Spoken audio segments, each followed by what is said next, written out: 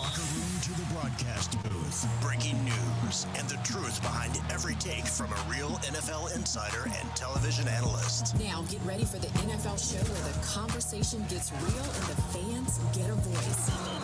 It's time for the Lake Lewis Jr. Show here on ESPN Radio.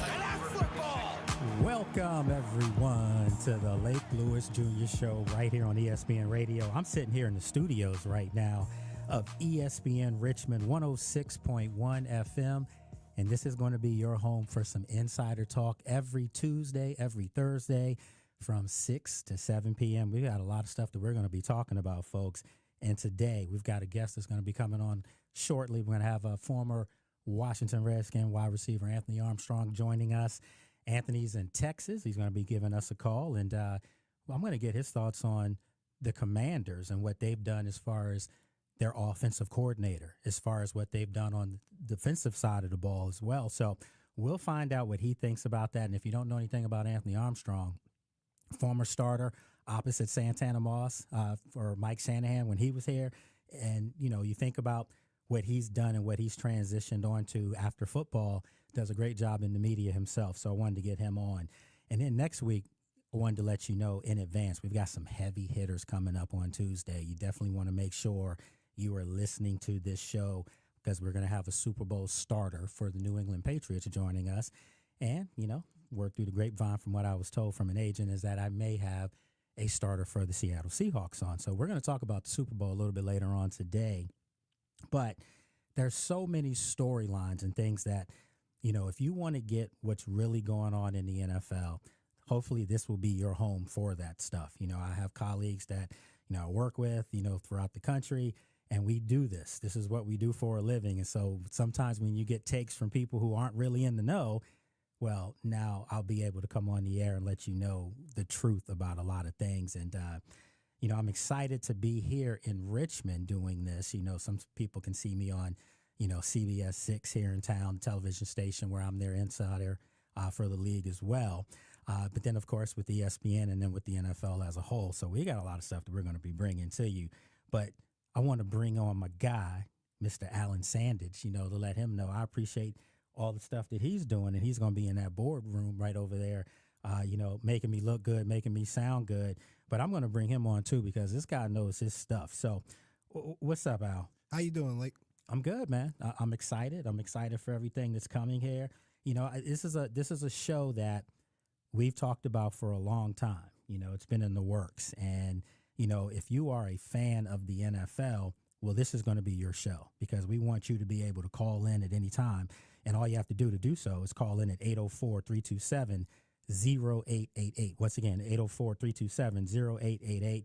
And then also you can check this streaming on ESPNRichmond.com. You can get the app there. So lots of ways that you'll be able to do that. And then also want to let people know Friday. People have been asking me, Lake, are you still going to do your fan show that you do on Fridays? Well, if you don't know, I have a fan show on Fridays where fans from all over the world, NFL fans, literally from Turkey to Ghana, obviously here in the U.S., they come on and they come on via Zoom. So we're going to give you some information a little bit later on how you can be part of that. And I actually will be here, you know, streaming that. So you'll be able to come on via Zoom or whatever the technology we're going to use for that is. But, you know, you can have your backdrop of your favorite team and all that good stuff. So we have a lot of fun with that. So with all that said, let's get right into tonight's program. Lots of stuff that we're going to talk about, you know, coaching carousel, a lot of stuff going on in the NFL. And this was one of those years where I don't think I've ever seen, you know, the number of coaches that were fired. It was almost as if some of the owners, you know, were being copycats. You know, we talked about, you know, Harbaugh, you know, John Harbaugh. When he stepped away from Baltimore, I was actually on, you know, Fitz the Bill, you know, with Jack Fitzpatrick. I was on, you know, his show. And I said, don't be surprised if Pittsburgh were to lose in the playoffs, you know, in their next game against Houston. And I said they were going to lose, by the way. Do not be surprised if Mike Tomlin stepped down and you saw the same thing happen. It's just what's going on. We know that the league that, you know, I cover, that I'm part of, it's a copycat league. That's what it does. And now you're seeing coaches that I was kind of surprised are getting plucked to be head coaches. Todd Monken now being the head coach in Cleveland, that's a surprise to me. Al, what do you think? Were you surprised that Todd Monken is in the division too? So he's clearly got a leg up as far as the job because he's going to know Cincinnati, he's going to know Pittsburgh, he's going to know Baltimore, and more importantly, he's coming to Cleveland where we just talked about Harbaugh and Tomlin. They're gone now. So unless you're Zach Taylor in Cincinnati, you're the elder statesman now with Todd Monken in Cleveland. I don't even know how Zach Taylor's the one that's still remaining. Honestly, I thought he was going to be the first one fired. But, the Monken thing was only a surprise because Monken's name wasn't in the mix originally. Well, it was with the Giants. It was for him. I thought he was going with Harbaugh to New York to be their OC. But if you go back to the 2020 season, 2019-2020 season, I think at that time he wanted to be promoted to head coach. But because he couldn't be head coach, he ended up going to be offensive coordinator for Georgia. Yeah. So knowing that information, I wasn't totally shocked that he popped back up on their radar. And I know his aspirations has always been to be a head coach, and he's taken the necessary steps to put himself in a position to be head coach. And apparently he likes Cleveland, which is something that you don't often hear from anybody. Come on. Listen. I'm just being honest. I mean, I know, folks, I can't say certain things about, certain teams, but come on, listen. Was this an opportunity for him to become a head coach, and this was pretty much the only opportunity that presented itself? Well, I know that's the case, and he had to take it, but he is going into a situation in Cleveland where, if you're a Browns fan, you feel like maybe you do have a quarterback, Shedeur Sanders, maybe he's the guy, and is Shedeur like Lamar? Not really. He's more of a true pocket passer. But I think that the success that Monken had with Lamar, people don't realize this. They talk about what Monken didn't do in the playoffs as far as his play calling. Everyone remembers the AFC Championship game against the Chiefs where, they went into that game with Derrick Henry and Lamar Jackson running the ball, and they didn't do it. They tried to get in the duel with Patrick Mahomes, and they lost that game. But if you look at the numbers that Lamar has had, since Todd Monken became the OC in Baltimore, how can you argue that he hasn't been, kind of a quasi quarterback whisperer? So, yeah, I got to turn my mic on. So I think the issue with Monken and the issue I would have as him as a head coach and a play caller going forward is just the disruption in his play calling from first half to second half in a lot of games. Yeah. And I think Harbaugh took a lot of heat for that. And I is honorable because the report was the Ravens were like, look, fire your boy or we're gonna fire you, and he was like, well, fire me. That's how I'm playing it in my head. But Monken, I think Monken's mind can't be questioned. He has helped Lamar Jackson evolve as a passer. Something 100%. that a lot of people said 3 years ago he'd hit his ceiling, and there was clearly another level, and Monken unlocked that. So if he can do that with him, I'm sure he can do that with Shedeur or any other quarterback he gets. He's worked with a bevy of different talents along the way. Not everybody's been as talented as Lamar, but he's had pocket passer statues. He's had athletes like Lamar.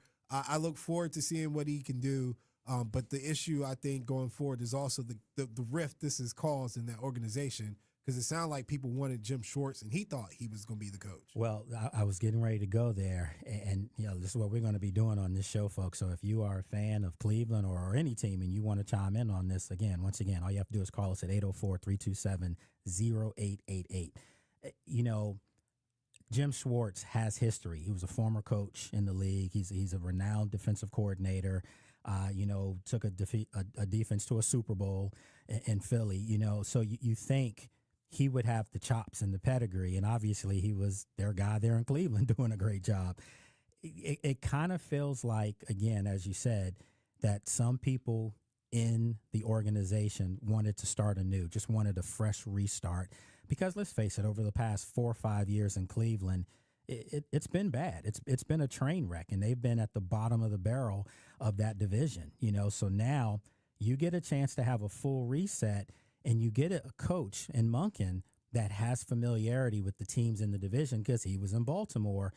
And I also think that it doesn't hurt that there's going to be 2 other new coaches within that division. And I think you hit it on the head when you said QB whisperer, right? Mm-hmm. Like, that's what you want. And there was already reports that part of the questions asked was, what's your game plan for Shedeur going forward? So clearly the franchise is investing in Shedeur. I don't know if Jim's got I don't think he's got the repertoire working with quarterbacks. He's got a great. No, he's a defensive guy. Yeah, he's got a great reputation getting after quarterbacks. Yeah. And it's not to say that he couldn't, but you got to go into hiring a staff. And I don't think his tenures as a head coach previous stints were good enough to warrant him assuming he had this lock. That's where I would go with that. So I don't even fault Cleveland. I know it's the Browns and they're going to get a reputation and it's going to look sloppy. I think that was Jim just getting a little too ahead of himself. Well, if you know Jim, he's a fiery guy. Trust me. A good friend of mine played for him in Philadelphia, and he just said that's how he is. Nothing is given, and again, I don't fault the Browns for doing what they're doing. And if you look at that division, obviously Jesse Minter now is in Baltimore, and he's making it a point to say all good things about Lamar and how he wants to develop that relationship. And clearly his job's going to be riding on Lamar because contrary to what anyone thinks, Lamar runs Baltimore. Outside of Bisciotti, the owner, it's Lamar number 2, and Lamar runs things. And there was a strained relationship, there with Harbaugh. I mean, obviously mutual respect for each other, but sometimes those things happen. If you're with someone long enough and things don't work, sometimes you have a strained relationship. So I think for the division as a whole to have 3 new coaches, and as we said, Zach Taylor now is the lone guy standing. Do you think there's more pressure on Zach Taylor now to get it done? Because if you don't get it done with 3 new coaches in your division, I would venture to tell anyone right now that seat is super warm for him. And if Cincinnati's not in the playoffs this year, I think he would be gone. As long as Zach keeps the apple of Joe Burrow's eye, I think he'll have a little bit wiggle room. But at some point, the Bengals might end up sounding like the owner from the Ravens, who was basically like, "Look, Lamar's going to have a say, but it's just a say. Like he ain't going to decide who the next coach is." And I know Joe has vouched for Zach, especially this year to keep him. Yeah. But at some point, man, you got to look back over this tenure. You've wasted a giant window of talent and a lot of investment. I think they're in the top like 5% as far as that quarterback and receiver positions go. Like their wide receiver 1, wide receiver 2, and the quarterback. If you put together those contracts, that's a lot of money. They got to get into the playoffs at least. Yeah, it's almost 70% of their cap space for 3 guys, and you still have Trey Hendrickson that you're going to have to figure out. What to do with him this year. Are they going to trade him to get some draft capital, or are they going to pony up the money for him? So, look, a lot of stuff on tonight that we're going to jam pack, in this hour. So when we come back here, ESPN 106.1 FM, you're listening to the Lake Lewis Jr. Show. This is advertising material. Injured in an Uber or Lyft? Here's the problem. Was it the driver's fault? The other car? The app company? Good luck figuring that out while you're trying to heal. Alexander Shinar Trial Attorneys, they've got a guy for rideshare accidents. And here's the best part. They don't get paid unless you do. You heal. They fight. One call, 877-222-6666. Or visit alexwins.law. Alexander Shinar Trial Attorneys. Because rideshare accidents need an experienced team. This is advertising material. Past results do not guarantee future outcomes. Every case is different. Philip George's licensed attorney in Virginia is responsible for legal work. Office is located in Norfolk. For 100 days, I'm going to cross the 7 continents because the answers to everything important are out there at the edges of our world. I'm stepping into the unknown. Where are we going? To see our planet This is amazing. as it's never been seen before. From pole to pole. Pole to Pole with Will Smith from National Geographic. Now streaming on Disney Plus and Hulu. Show me the way. My name is Whitney Allen. I am a widow. My husband Ryan died. We never thought in a million years we'd have to use life insurance. The unexpected happened. With Ethos, it is so fast and easy. It's 100% online. You can get a quote in seconds, apply in minutes, and get same-day coverage. No medical exams, and you can get up to $3 million worth of coverage through Ethos. Get your free quote at ethos.com/game. That's ethos.com/game. Time spent on application may vary. Online health questions required. Having cancer Canty and Michelle are unsportsmanlike. There are consequences to your actions. Clearly, some of those writers want the cheating that Bill Belichick participated in that altered other players and organizations' legacies to be a part of the story. Because that's what this is, that he is not a first ballot Hall of Famer because of actions that had consequences towards other people in a negative way. Unsportsmanlike. Weekday mornings starting at 6 Eastern on ESPN Radio and on ESPN2. Amber and Ian. Devin Fitzsimmons is an assistant special teams coach for the Seattle Seahawks. Who cried more the moment that your team won the NFC Championship? You, or was it your big brother, my co-host Ian? My other brother was like, bro, your brother was a hot mess. I was. This dude is balling like it's the end of Steel Magnolias. It was unbelievable. Amber and Ian. Weeknights at 7 Eastern on ESPN Radio. Evan, Canty, and Michelle are unsportsmanlike. There are consequences to your actions. Clearly, some of those writers want the cheating that Bill Belichick participated in that altered other players and organizations' legacies to be a part of the story. Because that's what this is, that he is not a first ballot Hall of Famer because of actions that had consequences towards other people in a negative way. Unsportsmanlike. Weekday mornings starting at 6 Eastern on ESPN Radio and on ESPN2. Amber and Ian. I'm a Dolphins fan in particular, and I have now seen the New England Patriots be the best team in the universe and then go through a full rebuild, and now we're back on top with an NFL MVP caliber quarterback, and here they are back in a Super Bowl, and that whole transition happened, and the Miami Dolphins aren't any closer to even winning a singular playoff game. Amber and Ian. Weeknights at 7 Eastern on ESPN Radio. Hey, it's Delvin Joyce, JMU Hall of Famer and former New York Giant. And listen, make sure you tune in to Talkin' Dukes every Wednesday on 106.1 ESPN Richmond. Go Dukes.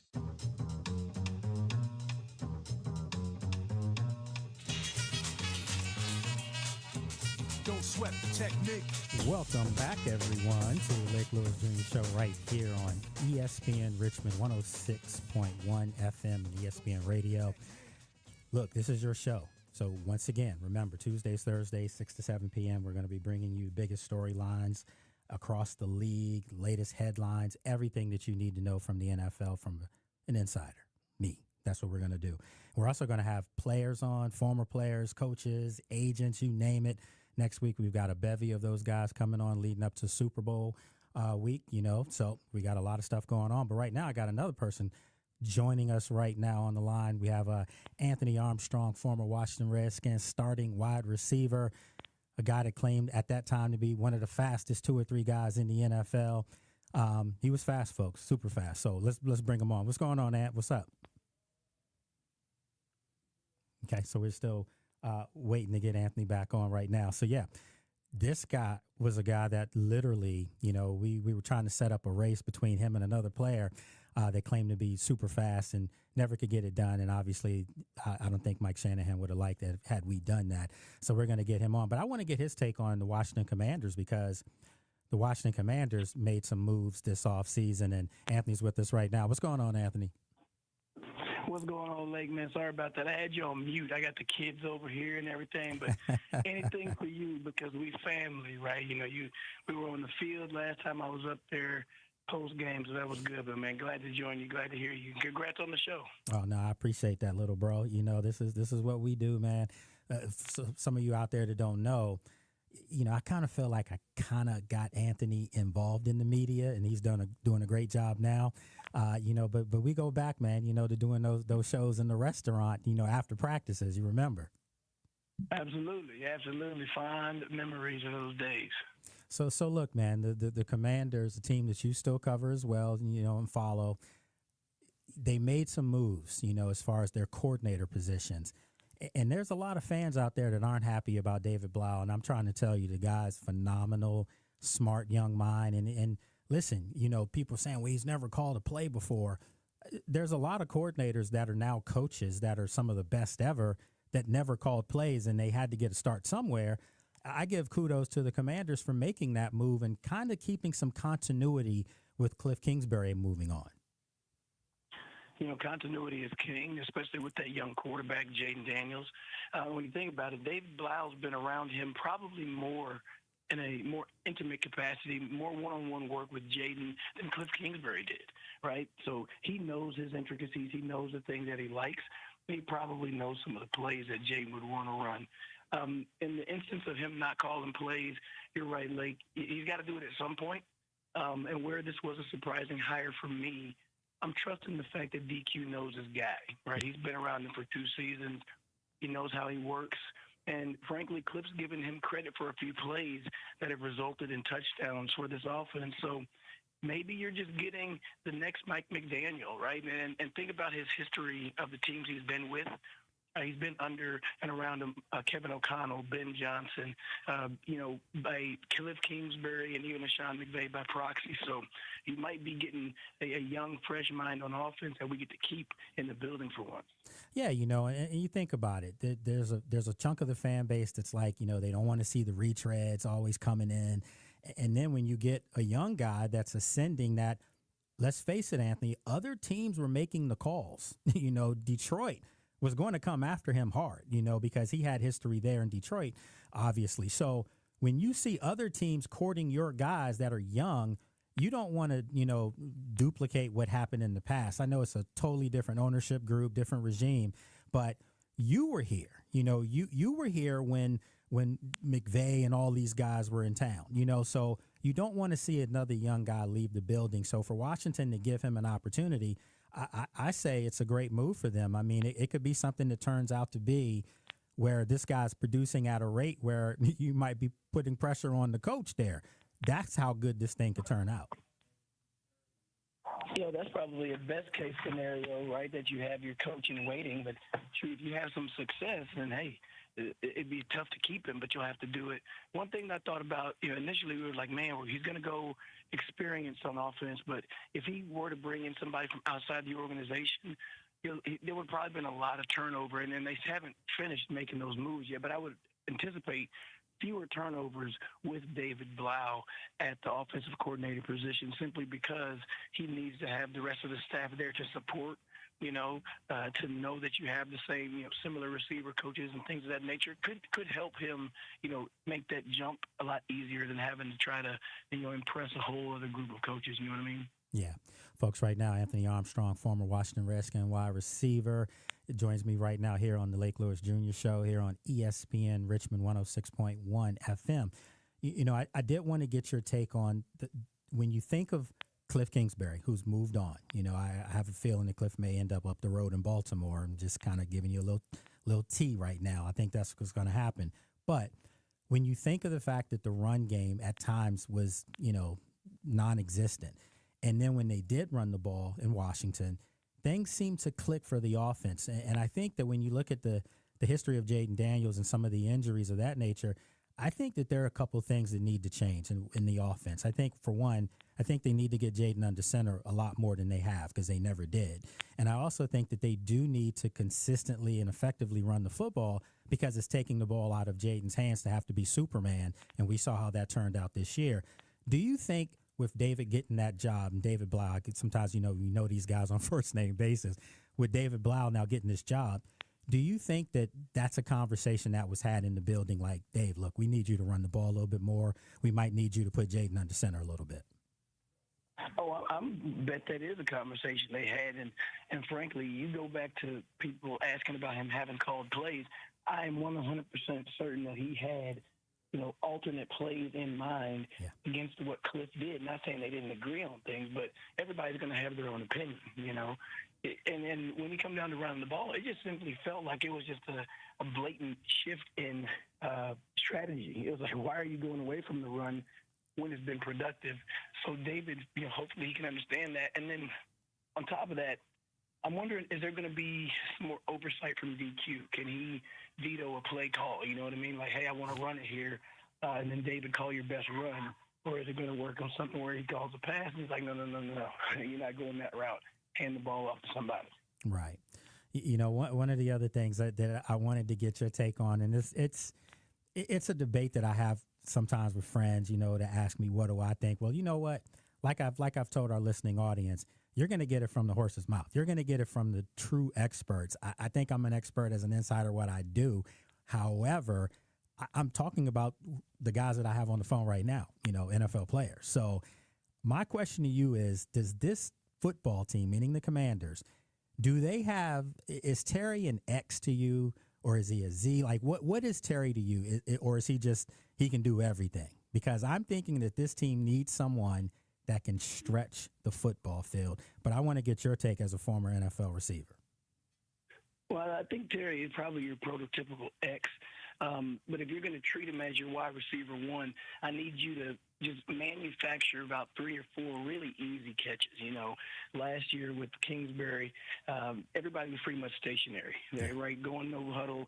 You don't have the opportunity to motion and shift like you see from a lot of these other offenses that David Blau's been around.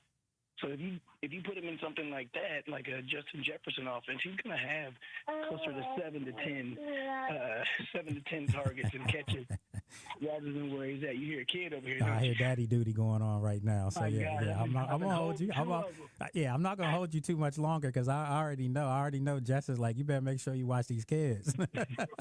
Nah, hey, look, I'm solo right now. She had to go to work, so I'm over here holding it down. But look, I think Terry's an X, and I do think he can do more things, but it takes an innovative.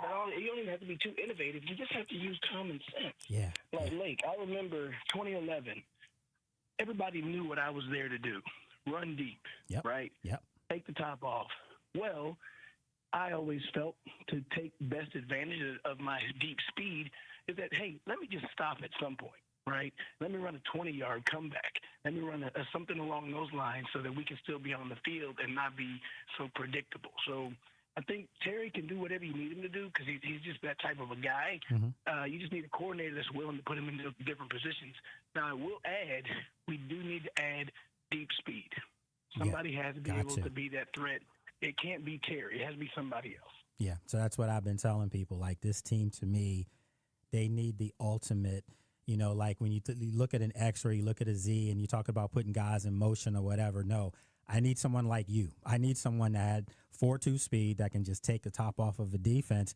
And then you will see even more how dynamic Terry is because it won't be, as you said, so predictable. So, real quick in about a minute or so before we wrap up here with Anthony Armstrong, former Washington Redskins receiver, on the defensive side of the ball, Durante Jones, they bring in from Minnesota, and he was known to be kind of like the right hand for Brian Flores. And we already know what Brian Flores' defense is. It's an attack-style defense and a defense that puts a lot on their secondary. And that wasn't the strength of Washington this year. Well, they didn't have a lot of strengths on defense anywhere, but for that matter, definitely not in the secondary.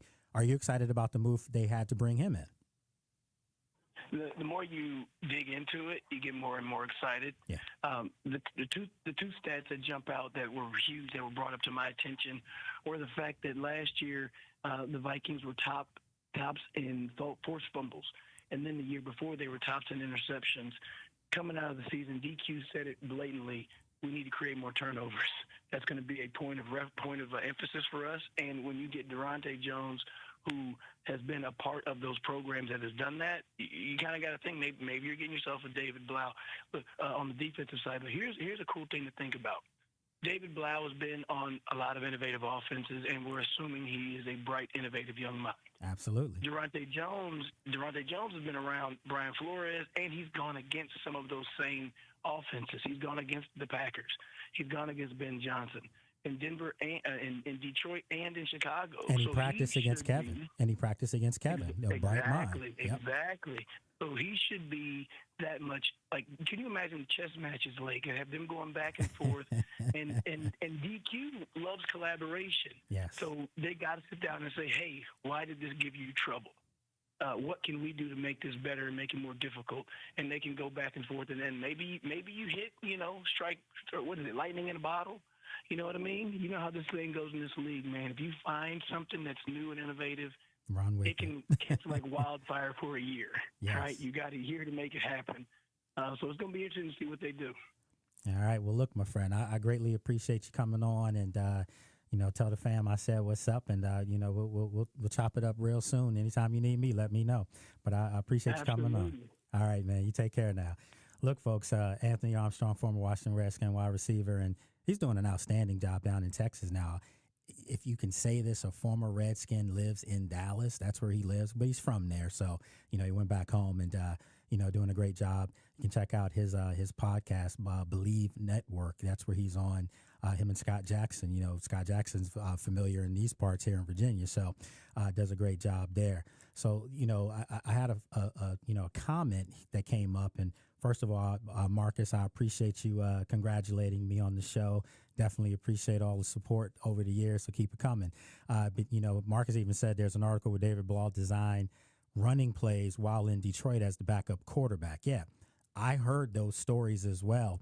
And I can tell people, from me being up in that building pretty much every day during the year, I can tell you that David was a guy that, a colleague of mine, Candy Waller, who said almost a year ago, she's like, you know what? They're going to have a situation that develops here in this building where David Blau is going to be the guy that people are going to really start to see.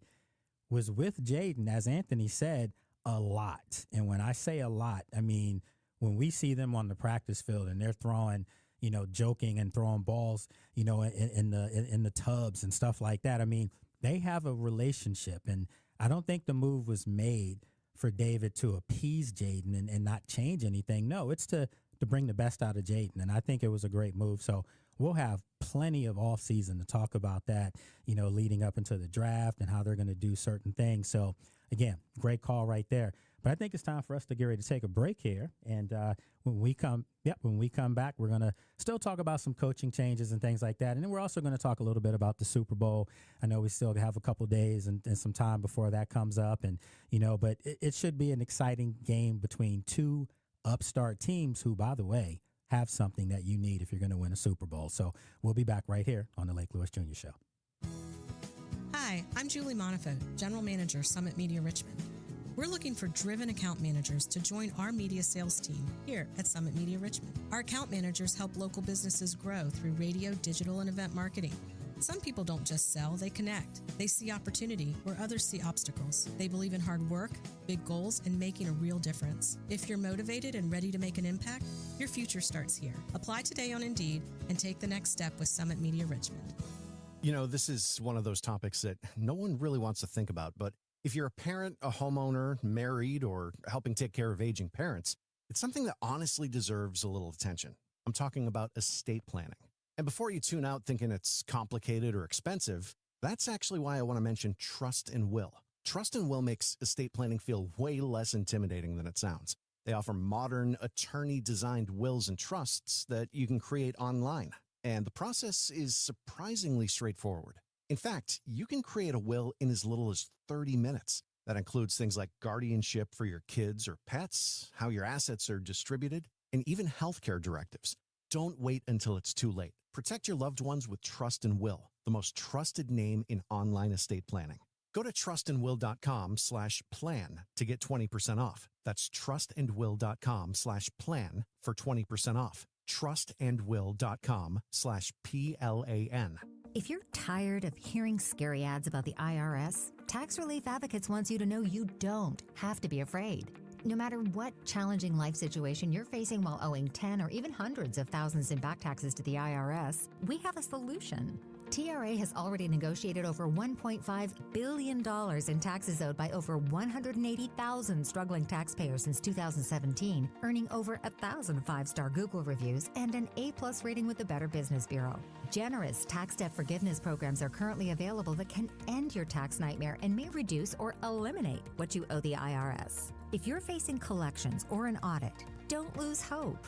Act now to check what tax relief you may qualify for. Simply visit TRA.com or call 800-583-5177. 800-583-5177. Again, that's 800-583-5177. Tax Relief Advocates. Real solutions for real people. For adults and children living with conditions such as diabetes, heart disease, chronic lung disease, weakened immune systems, and other chronic illnesses, the risks of severe respiratory infection are significantly higher. The good news is that vaccines can help protect against serious illness. Dr. Sarah Nozel, president of the American Academy of Family Physicians, shares more. Getting vaccinated for flu, COVID-19, pneumococcal disease, and RSV could mean the difference between a mild infection and a serious life-threatening illness, particularly for infants, children, older adults, and those with chronic health conditions. If you have not had a recent doctor's visit or know you have a chronic health condition, talk to your family physician about what respiratory vaccines are right for you and your family. For more information about vaccines for adults and children living with chronic health conditions, visit familydoctor.org. For help finding a vaccination site near you, visit cveep.org. That's cveep.org. Bold opinions, hot brews, and well-done food takes. I'm Jack Fitzpatrick, host of Fits the Bill. Join us and be part of the conversation every weekday morning from 8 to 10 a.m. right here on ESPN Richmond. Let's get into it.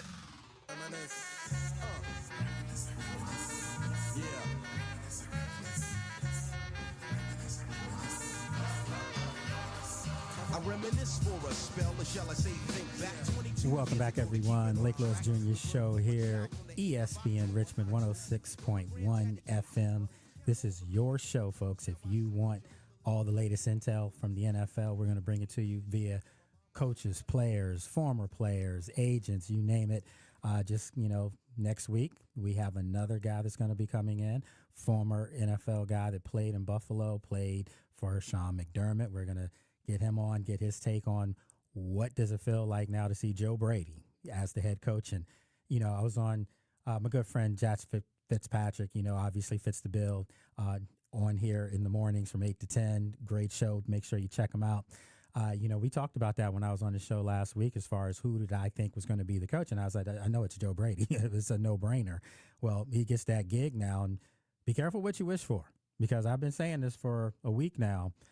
I was a little surprised and taken aback by the way they let Sean McDermott go. And, so Joe Brady's the hot name, young coordinator. Everyone remembers him doing a great job at LSU with, Joe Burrow and Jamar Chase and all those guys down there at LSU on one of the greatest teams of all time. Maybe until last week with Indiana, they may have some stake in that claim now. But Joe Brady now is the coach in Buffalo. And before we move on and talk about my tease that I gave you guys before we went to break, as far as you need something to win a Super Bowl, and the two teams in the Super Bowl have that, and we'll talk about that here shortly. But I wanted to get Alan's take on Joe Brady in Buffalo. Are you surprised by that, or did you feel like last week when I said it was going to happen? No, I'm not surprised by it at all. I think, once they started saying Brian Daboll as a potential coach, in my mind, I was like, well, why would you skip over the guy that got him the MVP? If you're looking to have a former offensive coordinator work with them, you got somebody right there in-house. So I think the only issue there is I'm a huge Joe Brady supporter and fan, and I don't want to see him stuck in a situation like he was in Carolina where he became a fall guy for all kind of dysfunction, right? I know he's got more control as a head coach, but clearly there's a disconnect between general manager and head coach in that position. And, I have to tread on thin ice here, because, the owner of Buffalo, Terry Pagula, he's a Penn State guy, and, I'm a Penn State alum. So, I'm a former player there. I can't kill him. So, but this organization has shown you that they will fall a fall guy if possible. So if you're Joe Brady and you don't want to have to relive what you went through in Carolina, where you, like you said, Alan, he was made the fall guy, he's got to come out and win. Like, he's got to come out and win immediately. What to you would constitute a failure for Joe Brady in year number one next year? And I know we're months away. We haven't had the draft, no free agency, but you naturally think as long as Josh Allen is under center, this football team should be considered a Super Bowl contender. What in your mind would be a failure for them if they don't get to that certain level next year? So a failure would look similar to what it looks like in New York with the Jets, right? And it's not that the team's bad or the record per se. I was hoping not, because the Jets are horrible. When you watch the games, Coach Glenn doesn't look like he really has a good grasp of what's going on the field. And so a failure to me would be the one thing that I think a lot of us used to complain about Sean McDermott was his management of the game. There's no improvement in that aspect. The pieces are the same, but it doesn't look any different because we're still having issues where, why are we kicking this? Where's the timeout? What's going on? Let's get the play. Let's go. If we continue to see the mistakes in these big games too, I think that would be a failure, because this whole move is about change. Yeah. And they need to see the change in the spots where they used to lose, they need to now win. So, like I said, it doesn't necessarily need to be a record thing, but when you get up on the Chiefs, close it out. When you get up on the Ravens, close it out. So I think that's what they're really looking for. And anything less of closing out big games will be a failure. So do you think like that 13-second debacle that happened in Kansas City a couple of seasons ago? I mean, do you think Pagula and company were still holding that on McDermott? Because you go back to this year's playoff game against the Broncos. The Broncos were the number 1 seed. And Buffalo, for all intents and purposes, I still think it was a terrible call. I thought that was a catch, by Brandon Cooks. If that was called a catch, Buffalo's probably kicking the field goal, and they're moving on to the AFC Championship game. So to me, it could have been a poor choice of words for Terry Pagula to say that they based everything off of that game, because if that's the case, then that was poor. It should have been based off of things that happened over the previous seasons. Well, that game was a monumental failure because it's as simple as squib kicking the ball.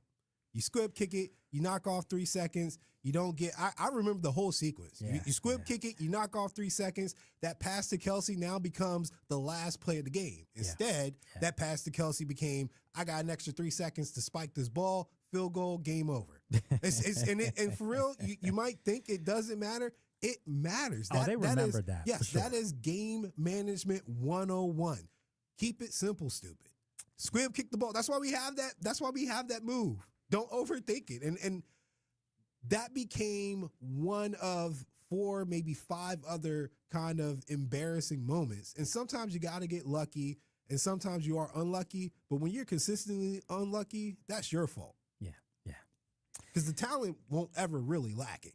Well, I just think, the whole presser probably shouldn't have happened, with Bean and all those guys. It just shouldn't have happened. It just, you made the move, you live with the move, you know you're going to hire Joe Brady. That move was made with every intention of Joe Brady being the head coach there. Now he is, so we'll see how all that plays out. And before we move on, just so for you, my friend, because I know you are a Niners guy, I am hearing Schwartz. Of course. I mean, that surprises me. It surprises me a lot. It's the most obvious thing because 2 things are going to happen if you're Jim Schwartz. You're going to get talent, and Warner's coming back, Bosa's coming back, and you're also guaranteed to be a head coach. Yeah. We haven't kept the coordinator for more than 2 seasons. Yeah. So if they win next year and the defense looks like what we think it should with Schwartz running the show. But my whole thing is knowing Kyle, and I know Kyle personally, for him from being in Washington for those years. That's a different type of combo right there. It is, but if Kyle's smart, Kyle will let Jim cook, and if Jim is smart, he will stay in his realm. Don't worry about the offense because these are 2 like-minded Alphas. Individuals from different ends of the spectrum. Yeah.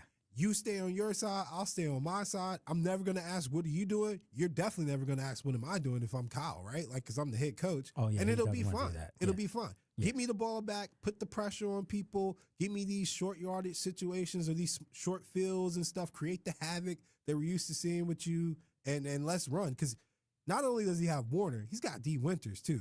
He's got 2 animals that can go sideline to sideline, cover a lot of space, and that creates opportunity to get even more creative. And he's also got some pretty good man-to-man guys as well in the secondary. Well, we know that he's going to be in a division where they're going to play Matt Stafford and the Rams, because Matt Stafford will come back. I don't think he's done. And then obviously you have the upstart Seahawks where we make that segue because I wanted to talk about the 2 teams in the Super Bowl. They have something that I've said for years that most pundits, most people who do what we do, say that you need if you're going to win a Super Bowl, you're going to win a championship. And what is that? You have to have strong defenses. And the Patriots and Seattle have outstanding defenses that, for the Patriots, it's carried them to the Super Bowl because Drake May in the offense has not done a whole lot.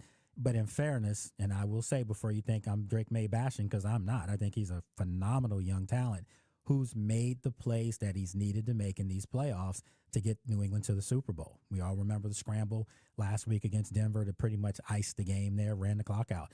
Those are the type of plays that he's making. Rather, he's playing great for 60 minutes. It doesn't matter as long as in the final minute he's putting them in a position to win, and he's done that. So give kudos to Drake May. But if you look at the other side of the ball, Mike Vrabel's come in and changed the identity of what they're doing. Now, Gerard Mayo, when he was there, New England contrary to what people believe, New England has been a defensive team. In all those years, they were winning Super Bowls. We know Tom Brady's the GOAT, and Tom Brady's, did some remarkable things. But those Super Bowls were won off the backs of New England's defense, if you ask me. Maybe the first three, to be exact, clearly were because they had a great defense. And now you're seeing Vrabel, who was on those defenses as a player, a disciple of Belichick, now being back in New England. And what does he do? He goes out. They go out and get some free agents. Milton Williams comes in. They have some young guys come in that stepped up as far as Christian Gonzalez. But you go out and you get these free agents, Carlton, Davis. You get all these guys that come in and they bought into the system, and now they're in the Super Bowl. And then on the flip side, you look at Seattle. We already knew that McDonald was going to come in and change the aura of their defense. He was going to do that. That's what he did in Baltimore. That's when he was at Michigan. This guy's a defensive guru, and they went out, drafted some young guys, to fit in, and look at what they've done. Now, I will say this, surprisingly, and we'll go over to Alan here. Surprisingly, Alan, they haven't had to lean on the defense as much in the playoffs because Sam Darnold's been playing out of his mind. He's looking like the number 2 pick that he was. He's looking like the guy that people felt like coming out of USC he was going to be. And now it's all clicking for him. And you see Seattle's offense with Kenneth Walker stepping up. Now they're playing complementary football, so they don't need their defense to just totally take over to win the game for them. So I'm looking forward to the Super Bowls just from the standpoint that I'm old, I'm an old head, so I like old school football. I don't want to see 40 to 38 football games. I don't want to see that nonsense. I want to see, games that could be 10-8 if possible. I want to see, 14-13 football games. And I kind of have an inkling that that's what we're going to see in this year's Super Bowl.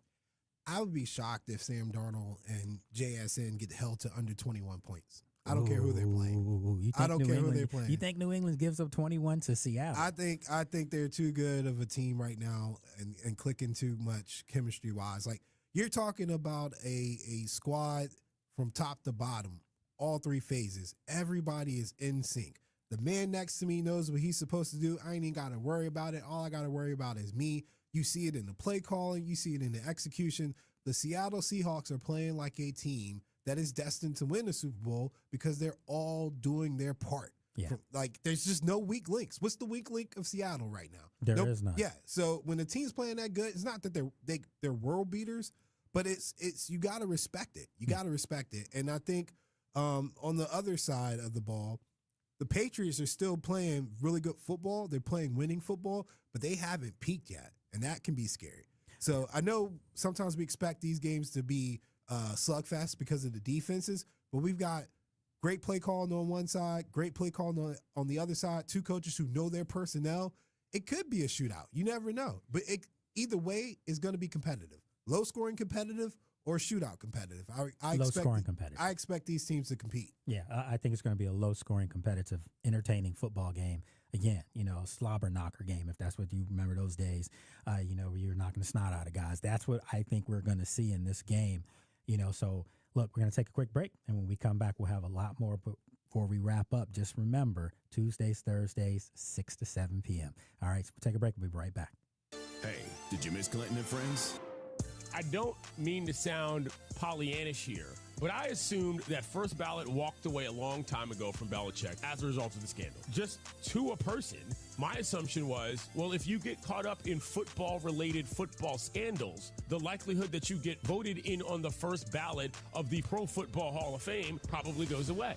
Clinton and Friends, weekdays from 10 to noon Eastern on ESPN Radio and on the ESPN app. Amber and Ian. Devin Fitzsimmons is an assistant special teams coach for the Seattle Seahawks. Who cried more the moment that your team won the NFC Championship? You, or was it your big brother, my co-host Ian? My other brother was like, bro, your brother was a hot mess. I was. This dude is balling like it's the end of Steel Magnolias. It was unbelievable. Amber and Ian, weeknights at 7 Eastern on ESPN Radio. Evan, Canty, and Michelle are unsportsmanlike. This is the best moment that we've had since my team held up the Lombardi Trophy in Super Bowl 46. This is huge for the Giants. They've undergone 5 coaching searches post-Tom Coughlin. The Giants need somebody to step in that's a football czar, that's going to command respect, demand discipline and accountability, and John Harbaugh is going to bring those things in spades. Unsportsmanlike. Weekday morning starting at 6 Eastern on ESPN Radio and on ESPN2.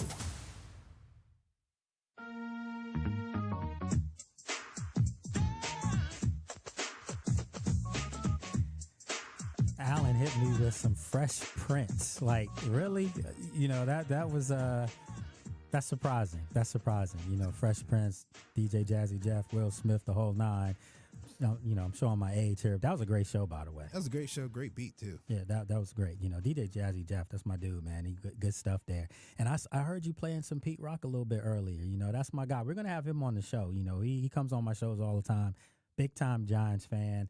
Was miserable over the last years. I couldn't even read you the stuff he was texting me because he couldn't go over the air. But I want to get his take. So we're going to see if we can get him on over the next couple shows. Everybody's welcomed on this program except Uncle Luke. Uncle Luke, you stay in Miami. So you know I was on ESPN Radio in Florida for 10 years, so I can't. You stay in Miami. You stay in Miami, Uncle Luke. Listen, you know we're going to have a very eclectic group of people coming on to these shows. You know, like I said, not just coaches and players, but the athletes themselves, former guys. We're going to have trainers come on. We're going to have the whole nine come on, and you know I already had a couple of people reaching out to me and saying, "Hey, man, you got to get me on the show." So next week, you know, we'll go full steam ahead. But, you know, when we're talking about this Super Bowl, you know, I think if you would have told me coming into the Super Bowl that the quarterback playing the best football, possibly in the playoffs, was Sam Darnold, I would tell you, put the drink down. You know, so now that's what he's doing. And obviously Drake May, young gun, first Super Bowl, probably the first of a couple in his career. But there's no doubt if you look at the quarterback play, who's playing better, and it's Sam Darnold. Yeah. Now Sam is playing well. I think I talked about it this morning with Jack. There's a clip of Kirk Cousins, and he's talking progression or what was it? It was his reads. Like it was his reads. Yeah. Is his progression or is he reading the coverage? So coverage or progression. And I think what we're seeing is that Sam Darnold has switch from progressions to coverage recognition, and they're using the motions to kind of free things up a little bit, make it easier for him to read. And it's not like he's guessing; he's just processing very, very quickly. And his brain, his mind, was always the thing that had him stand out when he was at USC. Yep. But it was, you know, he got the yips, he's getting hit, he wasn't comfortable. He's got all that worked out now, and now he can get back to his basics, which is quick reads, quick releases, quick throws, and it's just perfection right now. And so I don't know how you get him out of this rhythm, but if anybody could, it would be Mike Vrabel, because he's a great mastermind on the defensive side. Go back to his Titan days. He used to always give Patrick Mahomes and those guys fits, no matter how good they were. And I think he's going to have a good game plan, and he's got a secret weapon, which isn't so secret, in Christian Gonzalez, who I say and I swear needs to follow JSN to the bathroom. Like, he just needs to stay in his hip pocket. You took the words right out of my mouth. I was going to say that if you're Christian Gonzalez and you're Vrabel, I don't have him on anyone else at any point in that football game. I shadow him. He goes to motion. I'm having him go in motion. If he's on the right side of the field, Christian Gonzalez is on the right-hand field. I don't care wherever that guy is, and I agree with you. If he has to go, change his cleats, I'm walking with him to change his cleats. That's what's going to have to get this done. And that's one of the most compelling matchups of this game, because those are two young, phenomenal talents. And I got a little story to tell here before we wrap up. I remember a couple years back sitting in the media, room for the War Room, media room at Commanders Park. And it was during the draft when the Commanders needed a cornerback. And when they were picking, Christian Gonzalez was sitting there from Oregon. And I'm like, this guy's first team All-America, probably outside of Witherspoon at the time, from Illinois. Now he's in Seattle, ironically, starting stud there. I'm thinking to myself, they're going to walk away with Christian Gonzalez. And they took, Emmanuel Forbes. I spoke on that this morning. I and said we looked at each other like, who the hell is Emmanuel Forbes? It's unforgivable. Even to this day, it's unforgivable. Christian Gonzalez was a can't-miss cornerback coming out of Oregon. He had everything you wanted. Everything you wanted. And you know who else was sitting there too? Deontay Banks. Yeah. Was sitting there. And he's a Maryland kid, So I'm like, they're going to get perhaps the two best corners outside of Witherspoon left in this draft. And they didn't take either one of them. But that's a whole nother story. This is going to be tough for me at times because you know people in the building. I know Ron. Ron Rivera. That's another thing I have to remember to say people's last names. But you know these people, but you have a job to do. So we got to wrap it up. It was a great first show. Definitely greatly appreciate you guys. Remember, tomorrow's streaming. You'll be able to see me streaming our fan show on the ESPN YouTube channel, ESPN Richmond YouTube, and then also on my own, Lake Lewis Jr. So you can check it out at D Lake Lewis Jr. And again, appreciate everyone for checking out this first show, the first of many ESPN radio. This show's coming to you in your town, but I'm going to be sitting here because I live here.